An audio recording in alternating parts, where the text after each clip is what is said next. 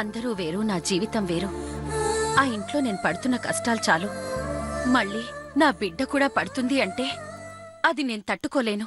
నా కళ్ళ ముందే నా బిడ్డని కష్టాలు పడితే నేను చూస్తూ ఊరుకోలేను. నీకు శ్రీకృష్ణుడు తెలుసు కదండి? తెలుసు. ఆయనకి కంసుడి నుంచి ప్రాణగండ ఉందని తెలిసి దేవకి ఆయనకి జన్మనిచ్చిందండి. ఎందుకో తెలుసా అండి? తనకు పుట్టబోయే బిడ్డ ద్వారా అయినా ఆ కంసుడికి బుద్ధి చెప్పాలన్న ఆశతో, తన కష్టాలు కన్నీళ్లు తుడుస్తాడన్న నమ్మకంతోనండి. ఆ దేవకి మాతే గనుక కంసుడికి భయపడినా, కాలానికి తల ఉంచినా మనకి మహాభారతం, భాగవతం అనేవి ఉండేవి కాదండి.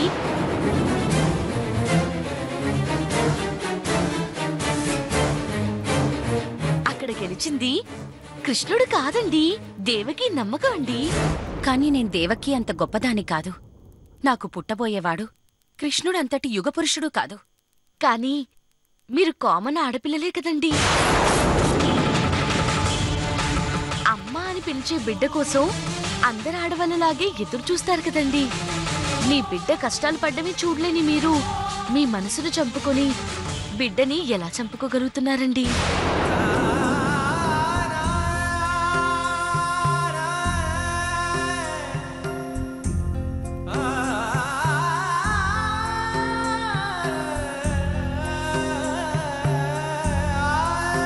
బోసి నవ్వులతో, బుడిబుడి అడుగులతో తిరగాల్సిన మీ బిడ్డను మీ స్వార్థంతో ఈ భూమి మీదకి రాకుండా చేయడం ఎంతవరకు న్యాయమండి?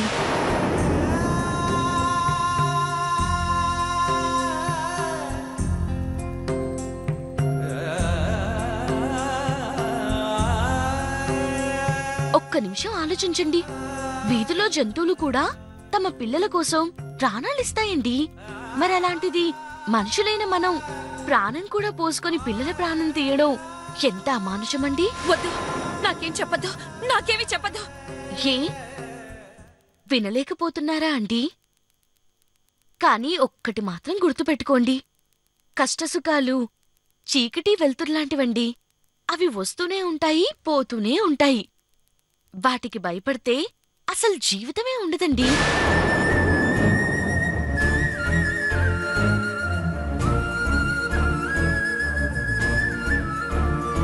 రేపు మీకు కొడుకో కూతురు పుట్టి బాగా చదువుకొని ప్రయోజకురాలైతే అప్పుడు మీ కష్టాలు తీర్తాయా తీరవా అండి?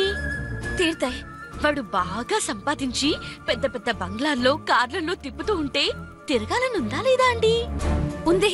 ఆ తర్వాత మనవళ్ళు, మనవరాళ్ళు పుడితే ఎత్తుకుని ఆడించాలనుందా లేదా అండి?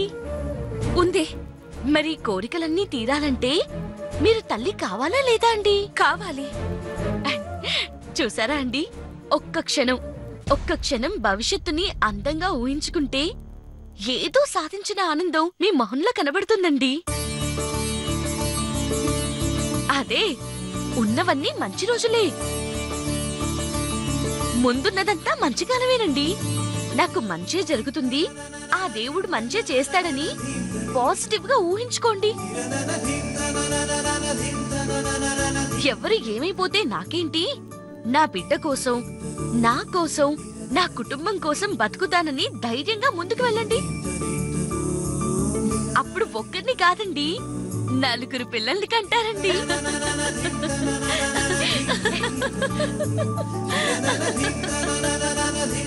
ఈ నవ్వు మీతోనే ఆగకూడదండి, మీ పిల్లల మొహంలో కూడా చూడాలని నా కోరికండి.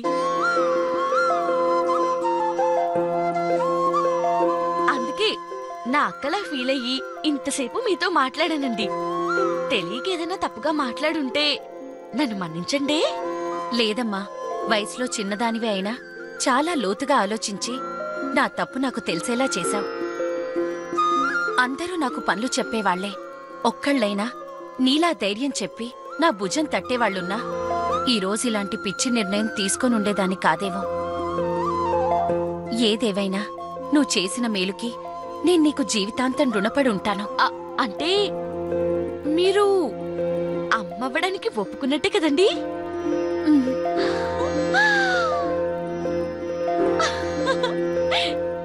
కంగ్రాట్స్ అండి. ఇప్పటికే చాలా ఆలస్యమైంది. వస్తాను.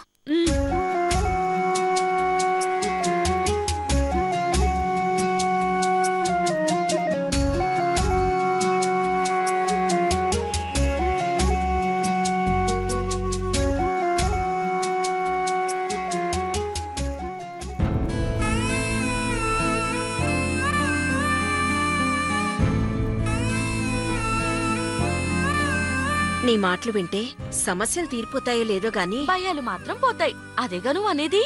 అవునే. చాలే, నీరసంలో ఇక్కడి వరకు రాకపోతే ఏమవుతుంది? వెళ్దాం పదా.